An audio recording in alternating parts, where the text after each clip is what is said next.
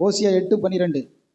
என் வேதத்தின் மகத்துவங்களை அவர்களுக்கு எழுதி கொடுத்தேன், அவைகளை அந்நிய காரியமா எண்ணினார்கள். வேதத்தை ஆண்டவர் எங்க கொடுத்திருக்கிறாரு?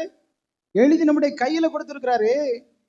ஆனா தேவனுடைய ஜனங்கள், தேவனுடைய ஊழியர்கள், தேவனை ஆராதிக்கிற ஜனங்கள் இந்த வேதத்தின் மகத்துவங்களை கற்றுக்கொள்ளாதபடிக்கு, கடைபிடிக்காதபடிக்கு, அந்த கட்டளையின்படி நடவாதபடிக்கு இது ஏதோ எழுதி வச்சிருக்கு என்று சொல்லி அந்நிய காரியமா நினைக்கிறார்களாம்.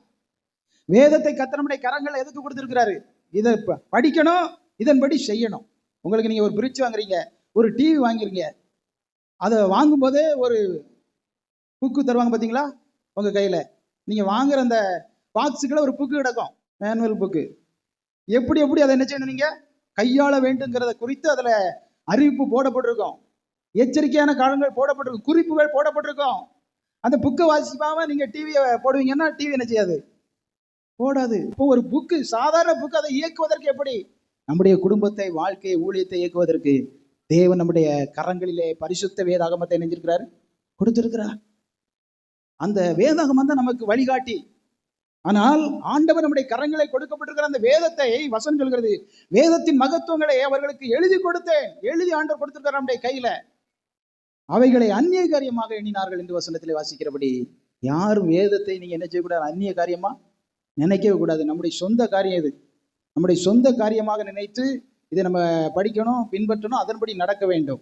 வேதத்தின் மேல படுக்கக்கூடாது, படிக்கணும், அதன்படி என்ன செய்யணும்? நடக்கணும். இன்னைக்கு சிலர் பைபிள் இல்லை பாச, பைபிள் தாங்க அப்படிங்காங்க. பைபிள் எதுக்கு? படிக்க தெரியுமான்னு கேட்டால் படிக்க தெரியாது அப்படிங்காங்க.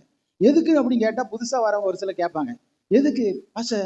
நான் என் தலைவணி பக்கத்தில் அந்த பைபிளை வச்சுக்கிட்டு படுத்தா எனக்கு என்ன செய்யாது? பேய் வந்து அமுக்காது. இதுக்கு கிடையாது, பேய் வந்து அமுக்கலாம். பிஞ்சை கிழிச்சு பைபிளை உள்ள வச்சாலும் பேய் அமுக்க தான் செய்யும். சத்தியத்தின்படி நம்ம வாழாம, சத்தியத்தின்படி இருக்காம, சத்தியத்தின்படி காரியங்களை செய்யாம இருந்தா எங்க வேணாலும் பேய் வந்து என்ன செய்யும்? நிற்கும், தொந்தரவுப்படுத்தும், வேதனைப்படுத்தும், சமாதானத்தை சீரழித்து கொண்டே இருக்கும்.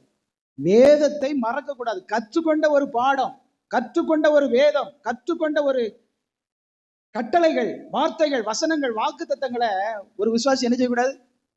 மறக்கவே கூடாது.